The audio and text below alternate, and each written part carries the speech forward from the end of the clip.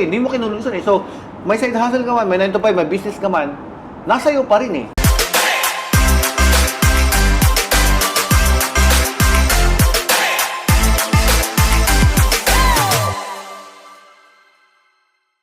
Welcome sa panibagong palabas na naman ng Tagay Podcast. Andito na naman kami. Happy New Year nga pala sa ating lahat dyan. Ako nga po pala ang inyong host, Parang Jess Vlog, at kasama natin si Rolly Show sa Yes, ating sir. kanan. Ayan. At yun, tamang-tama. Sakto, grabe, solid. Naabutan nyo. Okay. Guys, Yan. shoutout na kagad sa sponsor natin. Yan, shoutout sa Days Kitchen, third branch. third branch, Day 3. Day 3, Days Kitchen, third branch, Chill and Grill. Chill and Grill. Maraming- May sisig po tayo, tsaka pusit. Aha. Sizzling plate, guys. Yan ang usok-usok pa, guys. Happy New Year! Sana maganda ang bagong taon nyo. Yes. Pagbabalik ng guys. Panibagong taon, panibagong pakikipag sapalaran naman sa buhay. Yo. Ito nga pala yung ating snack ngayon. Meron tayo ditong sisig at saka puset. Solid. Ano ng panulak? Panulak. Darating na yun, darating na. To be determined. Yeah. Pero hindi na ako umiinom.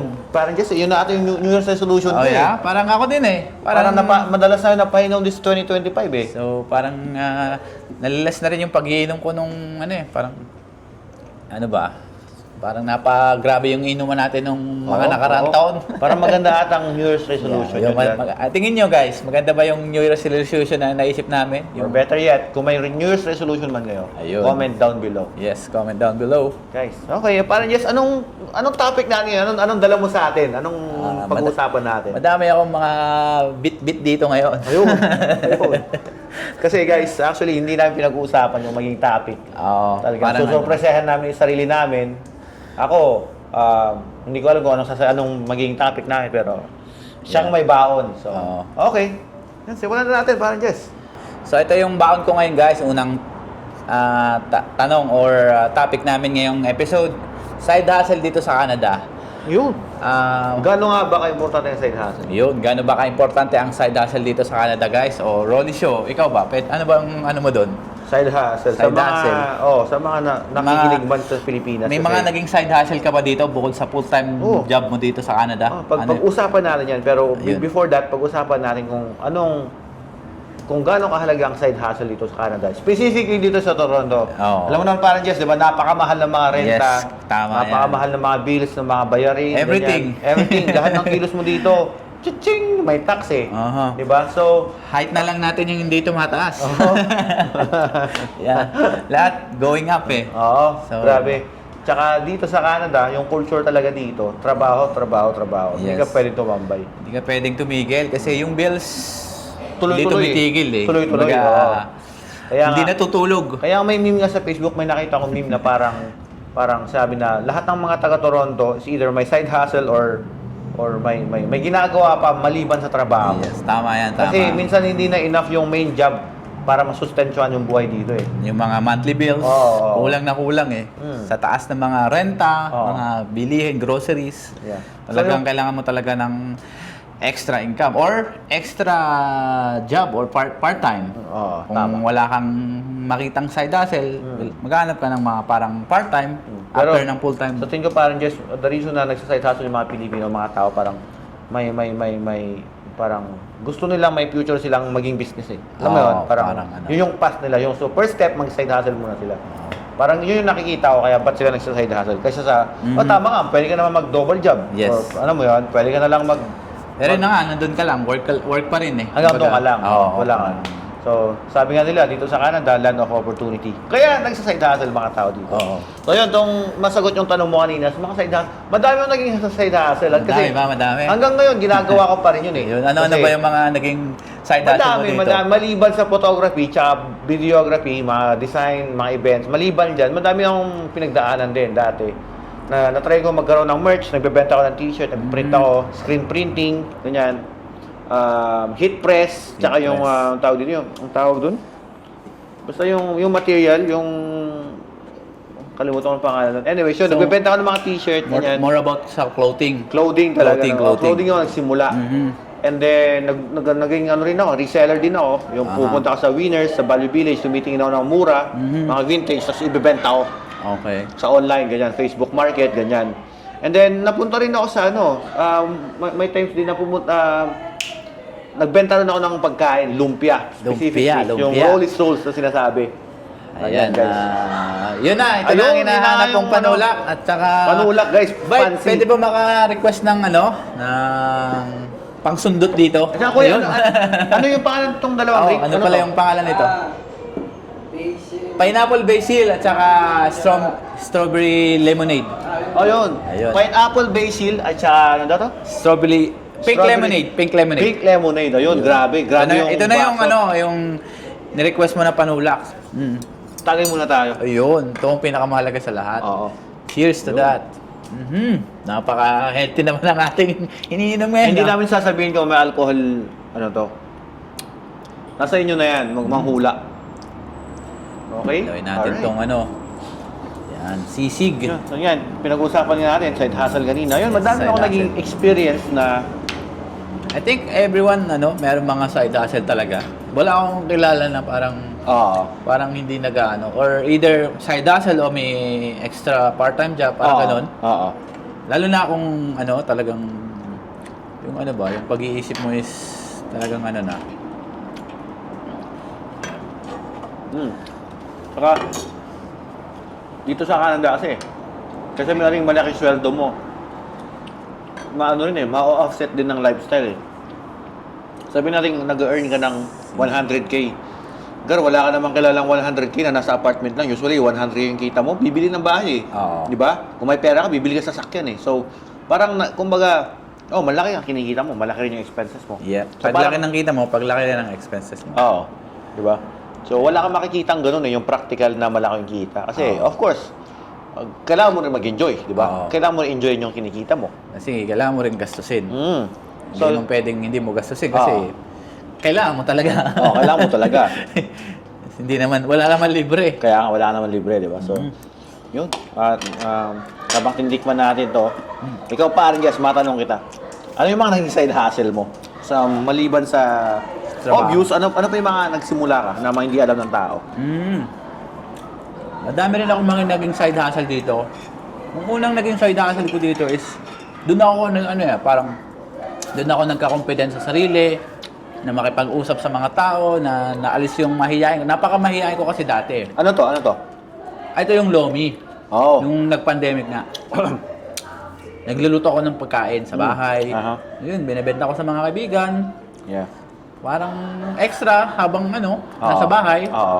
At least may pinagkakakitaan kahit nasa bahay. Oo. Ayun, hanggang sa doon ako nakilala. Di pa ako parang just vlog nun eh. Parang just Lomi pa ako nun Parang eh. just Lomi. Oo, Lomi Nice. pa. Nice. Interesting. Doon nabuo yung parang just na name. Na name. Oo, parang just Lomi. Talagang kompleto yun. Brand talaga yun. Kasi may sticker, may label, yung pagkain. Oh, I see. Tapos yun, nung nakahiligan ko na nga, habang nagluluto kasi ako, yun, nagbibideo ako, kaya naging vlog. Kaya naging parang just vlog na ngayon. Kumusta naman yung kita nun, yung sa Lomi mo? Oo, maganda yung kita nun kasi talagang, Pandemic to, sabi mo? pandemic, talagang napakaganda. Isang Sabado, maganda yung kita talaga. Talagang May number ka bang mabibigay na para mag-idea yung mga tao? At least, malinis 500 in 1 hour day. Malinis na yun. Yun yung parang masasabi ko. Kaya, napakalaking tulong ng $500 sa buhay natin dito. Malaki yun. Di ba? Saan mo makikita yung di ba? Wala. Sure.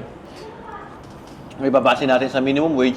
Ang average ng kinikita ng mga Canadian or taga-Toronto, nasa 150-ish. Ish. More or less. Parang ganon. Yeah. So, pag kumikita ka ng 200, 300, 400, 500 sa isang araw, malaki na yun. Tsaka pag side hustle lang, malaking na yun. Pero yun, every Saturday, Sunday lang naman.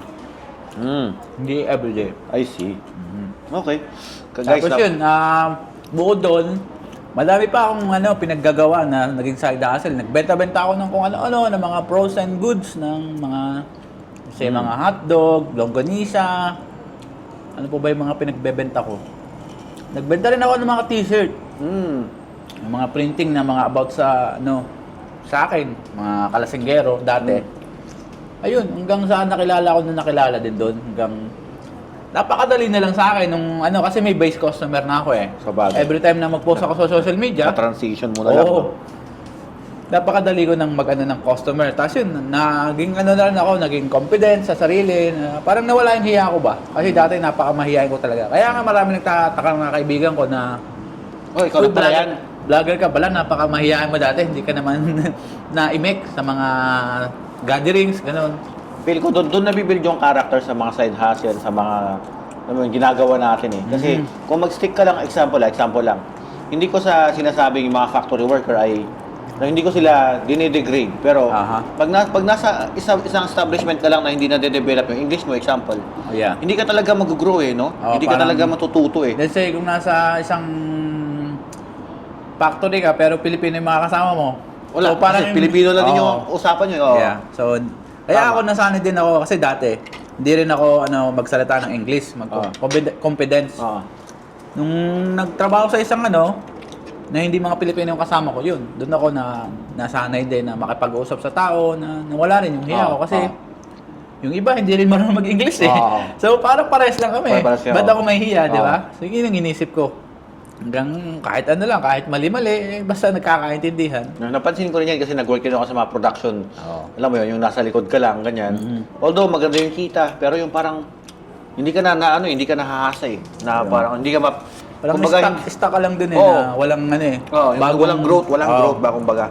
Kaya ang maganda sa side hustle ganun. Tulad ko rin yung sa pakipag-deal sa mga tao, natutunan ako sa side business ko. Although business management student ako, hindi ko natutunan yun sa school. Natutunan ko sa pagbi-business talaga. Yun. Yeah, tsaka isa pang bagay sa side hustle, minsan nga kasi hindi nakikita ng tao.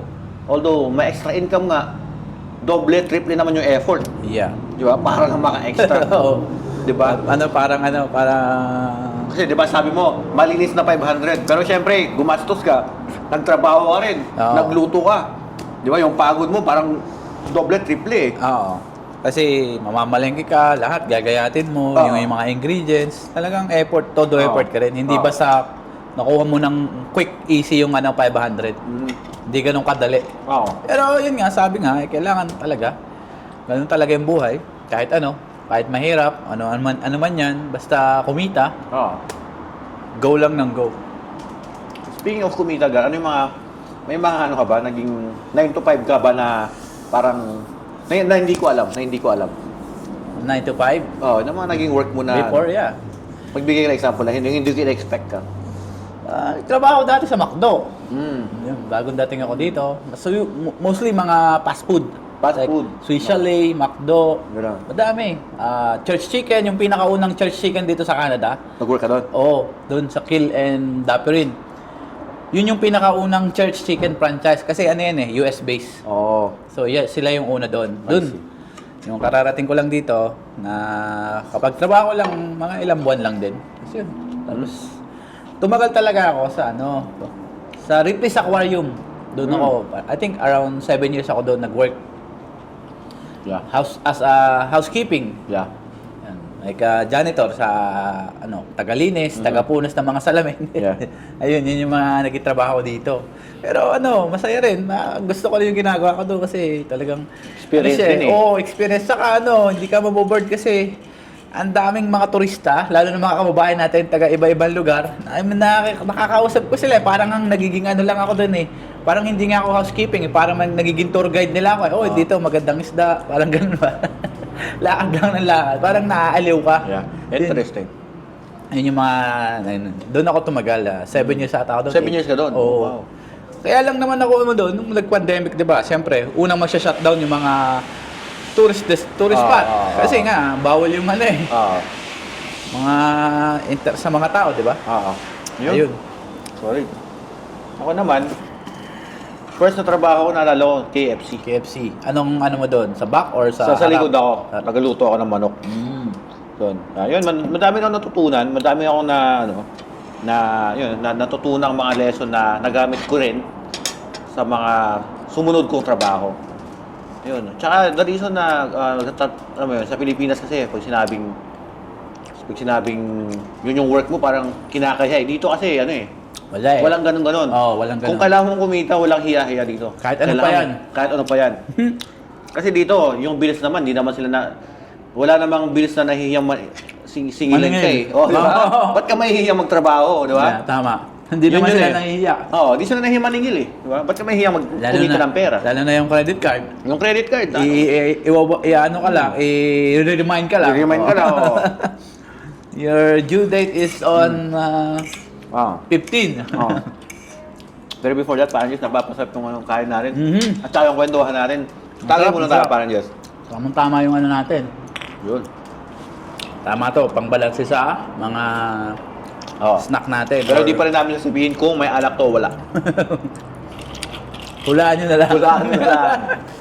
And once again, shoutout lang natin Days Kitchen. Days Kitchen, for salamat sponsoring sa the place, yung location, yung drinks. napakaganda ng vibe. Oh, tsaka yung pagkain, Yeah. di ba? Hindi lang pagkain eh, vibes, pagkain, lahat. lokasyon, refresco ba? Yeah. And then another shoutout kay Londo Joker, Londo Joker, Riza, tsaka sa Nets Cafe. Nets Cafe. Maraming salamat sa patuloy na pagsuporta. Ayan. Sa mga gusto na mag-sponsor, kung interesado kayo sumuport, message nyo lang kami or hit up nyo yung Tagays Pod, Instagram, Facebook. Just comment or just DM us. Ayun. One of us, Parin Jess or Rolly Show. Ayun. So, ano tayo? May iba tayo, Gar. Moving on. Kailan naman yung at one point ka na naisipan mo mag-jump from, ayun, parang 9 to 5, tapos biglang, you know what, magbablog na ako full time. Parang explain mo yung ano mo nun, yung parang, asan ka nun mentally, ng mga panahong yun? Nag-work ako noon. Okay. May 9 to 5 ako. Dito Okay. sa factory dito. Kumusta yun? Okay naman siya. Gumagawa kami ng food metal detector. Food metal? Food, pagkain. Kasi Okay. yung mga lace, mga chips, Mm. dadaan yun sa detector namin para for health and safety, para walang makain yung consumer na metal or anything, Oo. di ba? Bago i-release sa market. Gets mo? I see. Food metal detector. Okay. So, ano yung point na parang ayoko na, full time ko na mag-vlog? Kasi dumating na sa point na na wala na akong production Napapansin na rin ng management.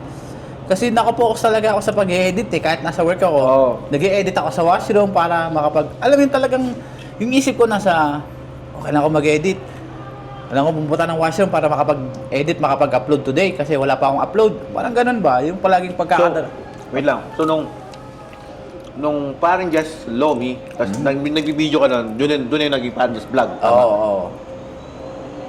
Okay, so, ilang taon or ilang buwan ka na nagwa-vlog before mo nasabing gusto ko na mag-jump in all the way? Mga din, matagal din. Hindi rin ganun. Mga around 2 years din. 2 years din. Oo, 2 years. Consistent talagang. Consistent. Kasi, kumbaga, hindi ko pa alam dati yung yung talagang, kung ano yung gusto kong gawin sa vlog Kumbaga, ito, minsan, kung ano-ano ba, randoms na, wala akong focus na topic, kumbaga, sa vlog or content. So, yun nung nakuha ko na yung pagko-cooking and food, doon ako nagbigay ng oras, nagbigay ng pansin, yun ang pinagtuunan ko ng pansin. Ayun, hanggang sa na-enjoy ko yung ginagawa ko. Before and after work, nagbablog ako. Basta vlog lang ako ng vlog hanggang sa dumating na talaga sa point na parang nag-decide na ako na mag-resign na. Kumbaga, hindi na ako masaya sa ginagawa ko. Ito naman, napaka-risky naman ng ginawa ko na yon, ng mga panahon na yon, last year. Kasi wala naman akong passive na income sa hindi ko alam kung paano ako makakasurvive. Pero yun nga, sabi nga nila, hindi mo malalaman kung hindi mo susubukan. So, talagang yun ang pinanghawakan ko lang ng lakas ng loob. Sabi ko, sige, yun naman kasing work, nandyan lang anywhere. I can go back Kasi may papel naman ako dito, hindi naman ako yung parang madali lang ako makahanap ng work. Kumbaga, kung hindi mag-work, then I can go back. Maghanap ako ng ibang trabaho kahit saan. Ayun, sabi ko, sige. Ito na siguro yung time na binigyan ako ng sign na yun, nag-resign na ako, nagpaalam na ako sa trabaho ko, na sabi ko, I have to do my own thing. Yun, nag-focus na ako sa pag-vlog. Hanggang, ayun, araw-araw, umaalis, parang rin, nagtatrabaho din ako eh. Pero yun, mas na-enjoy ko. Kasi, nasa work nga ako, dati, ng 9 to 5, pero, yung vlog naman yung iniisip ko. So, nawawala ako sa focus. So, ayoko namang madama yung totoong work ko. Tapos, ma-fire out pa ako or matanggal. Mas masama yun sa record, di ba? So, nag-decide na lang ako na mag-resign na lang. Tapos yun, talagang lakasan lang ng loob. Parang, wala, hindi ko alam kung paano ako makakasurvive o makakabayad ng bills that time, last year. Kasi, wala akong passive nun na nung ginawa ko yun talagang napaka-crucial o risky. Kaya yun, as yun. Okay naman. Nag-workout naman. Oo, may progreso naman. Nag-workout naman. At basta yun, tinuloy-tuloy ko lang. Naging consistent. Talagang talagang kinulusan mo eh. kinilusan ko. Talagang kinilusan ko, hindi ko tinulugan. Talagang parang gutom. Parang ang gutom eh. So talagang araw-araw. So, at saan. Kumbaga yung side hustle mo, inaraw-araw mo, no? Oo, yun. Talagang Hanggang sa yun, nag-align lahat. Tapos yun, doon na nag-start talaga na masasabi ko na, okay, may talaga dito, pwede ka talagang, sa pagbablog, pwede ka talagang mamuhay ng maayos, basta talagang lahat naman ng bagay, kailangan mong kilusan at anuhan. Pero you're not bragging, you're inspiring, no? Yeah, hindi ako nagbabrag. Okay. Ini-inspire ko lang sila. Sa mga aspiring din na gusto na, siyempre marami, lalo na ako, maraming nanonood sa akin na bakit marami rin nagtatanong ano ba yung ginagawa mo? Ito ba yung trabaho mo? Pag sinasabi ko, ito yung ko. Nagugulat sila. Oo. Parang ganon. Tapos sabi ko, paano daw nangyari? Sabi ko, ito kasi nga. Inisip nila, parang biglaan eh. Oo. Parang bukas nandiyan na. Hindi ganon kasi madami rin eh. Yeah. Madami. Yeah. So, yun. Very inspiring kasi yeah. yung topic na natin side hustle, di ba? Tapos nasa point ka na yung side hustle mo. Side hustle pa rin, pero ito na yung main, kumbaga, main hustle mo, di ba? Ayun. Yung sa akin naman, parang just yun, parang similar din tayo, pero ako nasa point ako ngayon na parang yung sitwasyon ko, may trabaho pa rin ako. Alam mo yun? Dito yung nagme-make sense sa akin. Kasi hindi lahat pare-parehas, di ba? Hindi lahat iba-iba tayo ng path eh, kumbaga. Iba-iba yung direksyon. Yung sa sa mga nagsasabi naman kasi na, you gotta escape the 9 to 5, you gotta, alam mo yun, parang totoo, tama yan. Pero ang hindi nalalaman ng tao, ang 9 to 5 kasi, stability. May income ka. Yeah. Na alam mo yun, na makakabayad ka by the end of the month, alam mo may papasok na pera. No matter what. Oo. Pero kung yung trabaho mo doesn't require you na to be physically there, o yung trabaho mo may flexibility na mag-pick up ka ng telepono, makapag-edit ka, magawa mo yung mga ginagawa mo. Okay lang sa yun. tingin ko, I think you got freedom. Ayun. Which is yun yung blessed ako na nasa posisyon ako na gano'n. Bibihira din yung mga ganong work. Kasi, tulad kanina, example, di ba? Pinick up ko yung cheque. Oo. Na parang, di ba? Yeah. Tapos ngayon, nagpahatid ako sa trabaho, nakakalak din ba ako nun? Ngayon, di ba? Tapos actually, before that, umuwi muna ako, nag-busy muna ako. So, hindi mo yun, alam mo parang, tapos before that, nag-grocery din ako. Oo. So, alam mo yung, editor, pakikat yung mga sinabi ko, hindi pa rin sabihin yun, pero yun. Ayun, so, nasa diskarte yun ng tao eh. Yeah. Tapos depende sa diskarte mo rin eh. Kung paano mo ma-manage. Yeah. Yun. Yeah. Tsaka, going back to the topic na sinabi mo, basta kikilusan mo. Oo. Kasi madami ring mga may 9 to 5 pero nagko-call-in. Hindi kinikilusan. Di ba? Tinatamad. Tinatamad. Pagtingin ng check, wala, bitin. Kasi maliit yung sahod. Maliit yung sahod. Kasi hindi mo kinulusan eh. So, may side hustle ka man, may 9 to 5, may business ka man, nasa iyo pa rin eh. Di ba? Yun yung yung ultimate message natin ngayon. Nasa sayo pa rin. Basta, kung ano man yung sitwasyon mo ngayon, kailangan dikdikin mo, kailangan mong kilusan ng kilusan. Kasi madami ring may side hustle pero wala naman talagang pumapasok. Kasi parang hindi sila seryoso eh. Parang may masabi. Or sa una lang, siguro. Siguro, mga ganun na meron mga kilala ko na gaya-gaya lang, tapos hindi naman talaga seryoso. Oo. Parang ganun ba? Yung magbablog lang dahil na-hype, no? Oo, parang... Kasalanan ni Parin Jess. Kasalanan ko na naman. Jess, Parin Jess. Yun. Pero yan, to close na, no? Parin Oo. Jess, it's been quite of a year na ang dami nangyari, ang daming event. Dami talaga. Sobrang grabe, sobrang siksik nung year natin. Oo, Sa January. New Year. Oh. Yan. So yeah, it's been a year na nagpa-vlog ako, tayo magkasama. Dami nating mga talagang nabuo na ideas, naging projects. Isa na to. Oo, ito na to. Kasi first day na nag-meet tayo, ito yung mga inaano natin itong Tagays. So, hindi pa to Tagays, wala pa tayong pangalan. Idea pa lang. Idea pa lang. Nung sinabi namin, magpo-podcast kami, So, magpapa-event Oo, kami. event. Ang dami. Nakadalawa na tayo, meet and eat, tsaka link and drink. Yun. Isipin mo yun?